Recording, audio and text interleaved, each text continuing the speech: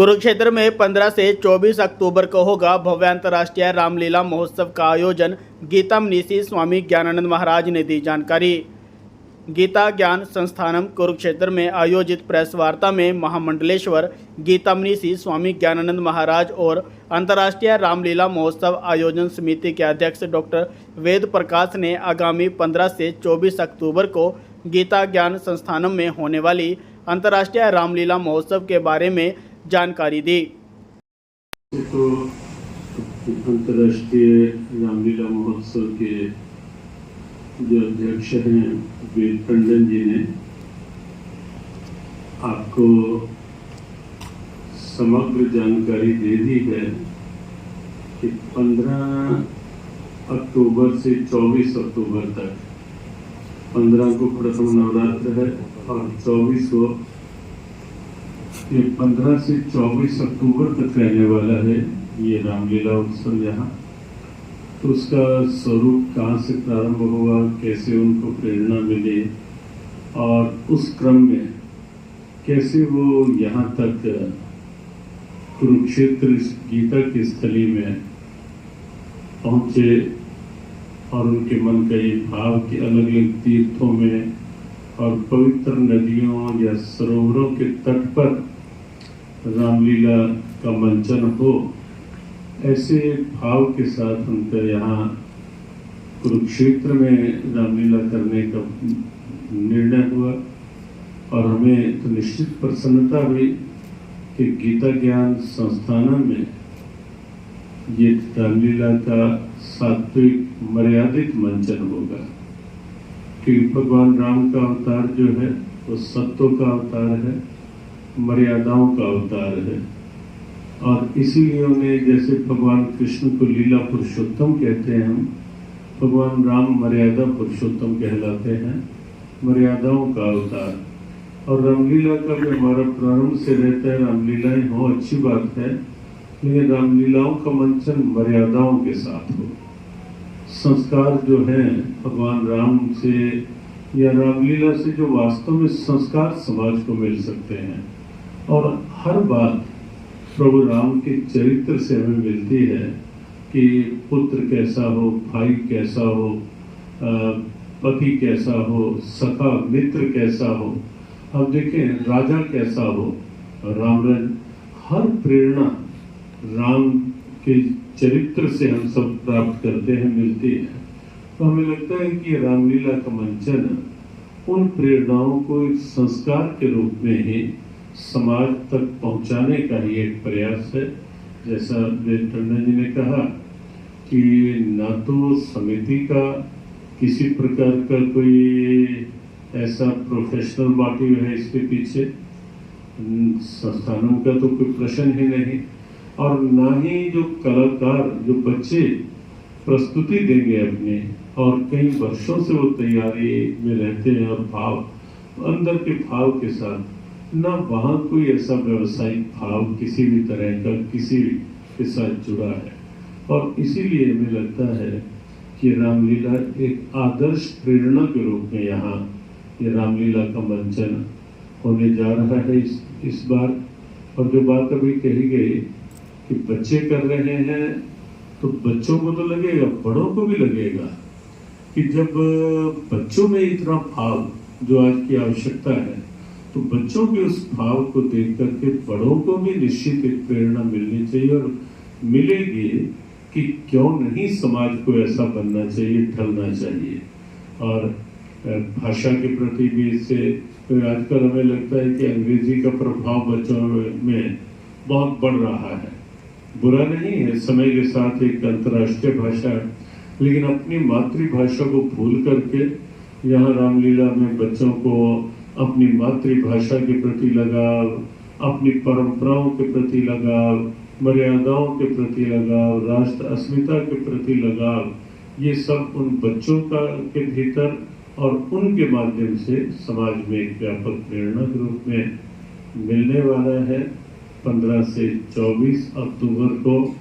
और ये पत्रकार वार्ता जो आज आप सबका स्मरण किया गया, हम भी अभी कुछ मिनट पहले हरिद्वार से हमारा पहुँचे यहाँ, ये इसी रूप में ही कि आप भी स्वयं भी जुड़े और आपके माध्यम से अगर ये एक सात्विक, मर्यादित और अपनी परंपरा के सम्मान का प्रयास हो रहा है तो आप सबके माध्यम से ये भाव जो है वो समाज की एक व्यापक प्रेरणा बन पाए। आप सबकी सद्भावना सदैव कुरुक्षेत्र में ऐसे किसी भी भाव के साथ रहती ही है और इस बार भी आपका वो भाव सद्भाव पूरी तरह जुड़ेगा।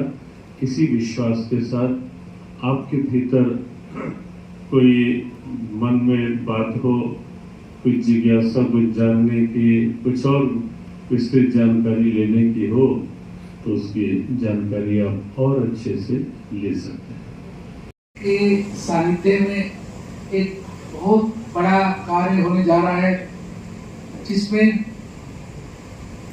बाल युवा संस्कार योजना के अंतर्गत, क्योंकि बच्चों में और युवाओं में संस्कारों की हमें कमी महसूस होती है आजकल की, उस योजना के तहत आपने हमें आशीर्वाद दिया, आपका सानिध्य मिला, तो हम कुरुक्षेत्र जैसी पावन भूमि पर इस कार्य को करने जा रहे हैं। हमारे जो स्कूल के बच्चे हैं दिल्ली एनसीआर के और देश के गुरुकुल के बच्चे, वो इस रामलीला को, रामायण का यहाँ मंचन करेंगे। और सबसे बड़ी बात है कि 6 से लेके 11 तक के बच्चे हैं, छोटे बच्चे हैं, जो मैक्सिमम बच्चा है 11th का है। उसके अलावा हमारे जो गीता ज्ञान संस्थानों में गुरुकुल है उनके बच्चे भी इस रामलीला में भाग लेंगे। मुझे बड़ा अच्छा लगा, मैं अभी कुछ दिन पहले ही आया था और हमने यहाँ के गुरुकुल के बच्चों को से बात की, उनसे हमने कई चीजें, हमने गीता से संबंधित उनसे उन्होंने कई चीजें हमें गाकर सुनाई और बहुत अच्छा लगा कि इतना अच्छा कार्य हमारे देश के गुरुकुल कर रहे हैं। बच्चों को जो असली संस्कार है, जो असली हमारे ग्रंथों को जानने का जो बीड़ा उठाया हमारे गुरुकुल जो है वो कर रहे हैं, तो वो यहाँ के बच्चे भी उसमें पार्टिसिपेट करेंगे। इसलिए हमने इस बीड़ा को उठाया। हमने 2019 में, मैं थोड़ा सा इसकी हिस्ट्री बताता हूँ कि हमने ये कैसे कार्य शुरू किया। देखिए, मैं 2019 में मुझे एक बहुत बड़ा सौभाग्य मिला। एक हमारी रामलीला होती है द्वारका में, रामलीला कमेटी द्वारका सेक्टर 10 में, वहां पर हमारे यशस्वी प्रधानमंत्री नरेंद्र मोदी जी सारी परंपराओं को छोड़कर, क्योंकि वो मैक्सिमम हमारे जितने प्रधानमंत्री राष्ट्रपति हुए हैं वो या तो लाल किले पर जितनी गया है उसमें जाते हैं या फिर बाहर देश के किसी उसमें दशहरा मनाते हैं। तो परंपराओं को छोड़ के प्रधानमंत्री जी हमारे मंच पर दशहरे के दिन आए और मुझे सौभाग्य मिला उनके साथ मंच शेयर करने का। वहां पर जो उनका स्वागत किया, जो उनके साथ 1 मिनट की मेरी वार्तालाप हुई, उस प्रेरणा को लेके ये अंतर्राष्ट्रीय रामलीला महोत्सव आयोजन समिति का हमने गठन किया। और हमने सबसे पहले कोविड काल में 2020 में हमारी कमेटी ने, मेरी राइट हैंड साइड पे कमेटी के हमारे वरिष्ठ सदस्य बैठे हुए हैं और हमारे मैनेजमेंट के, सीनियर मैनेजमेंट के, गीता ज्ञान संस्थान के भी हमारे वरिष्ठ लोग बैठे हुए हैं ऊपर। तो वहाँ हमने 2020 में कोविड पे हमने, जब पूरा देश घरों में बंद था,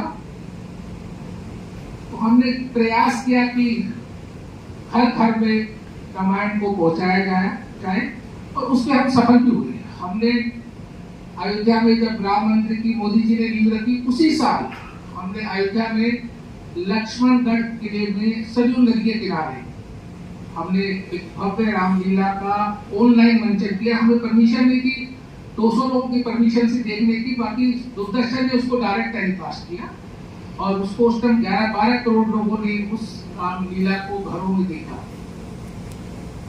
उसके बाद 2021 में हमें और उत्साह मिला और हमारा ध्येय था कि पवित्र नदियों पर और पवित्र सरोवरों के आसपास लीला को किया जाए। 2021 में जो बुंदेलखंड की जो अयोध्या कही जाती है, जहाँ ओरछा, जहाँ पर राजा राम का मंदिर है, वहाँ पर राजा के रूप में उनको पूजा जाता है और गार्ड ऑफ ऑनर दिया जाता है। जो मंदिर जब भी कपाट खुलते हैं उसके गार्ड ऑफ ऑनर मिलता है। तो वहाँ हमने बेतवा नदी के किनारे कंचना घाट पर, वो सुंदर अद्भुत घाट था, वो वहाँ पर 10 दिन का मंचन किया रामलीला का 2021 में। उसको भी देश ने और विश्व ने सराहा। और हर बार हमारी लीलाओं में, यहाँ तो हमारे महाराज श्री की बहुत बड़ी कृपा है कि हर लीला में फॉरेनर अलग अलग देशों से भी रामलीला देखने आते हैं और फोन भी आते हैं उनके, जो लाइव टेलीकास्ट कनाडा में जा रहा है या यूएसए में जा रहा है, वहां से फोन आते हैं लीला के बाद या लीला से पहले। तो उसके बाद हमने 2022 पे हमारे परम पूजनीय संत स्वामी चिदानंद जी ऋषिकेश में परमार्थ आश्रम में उन्होंने हमें आशीर्वाद दिया और हमने गंगा तट पर उनके आश्रम में बच्चों से, स्कूली बच्चों से, देश के और गुरुकुल के बच्चों से लीला कराई। और उसमें वो लीला कथा के साथ थी। उसमें हमारे अजय भाई तो काफी प्रसिद्ध है, विश्व प्रसिद्ध है सुंदरकांड का पाठ करने के लिए, वो उन्होंने कथा की और हमारे बच्चों ने लीला की, वो भी देश से बहुत सराहा। और मैं सोच रहा था जून में कि इस बार हम कहाँ लीला करेंगे हमारी मेरी पे। लोग पूछते हैं कि कहाँ होने वाली, मैंने कहा ये तो प्रभु को पता है या। और उसमें फिर हमें बहुत बड़ा आशीर्वाद मिला महाराज श्री जी का। इनके सानिध्य में जो अब कुरुक्षेत्र में ब्रह्म सरोवर के पास जो ये लीला हो रही है, ये भी बहुत आपको लगेगा कि आपको भी, एक तो बच्चे जो हैं पवित्र भाव से करते हैं, कोई कमर्शियल नहीं है उसमें।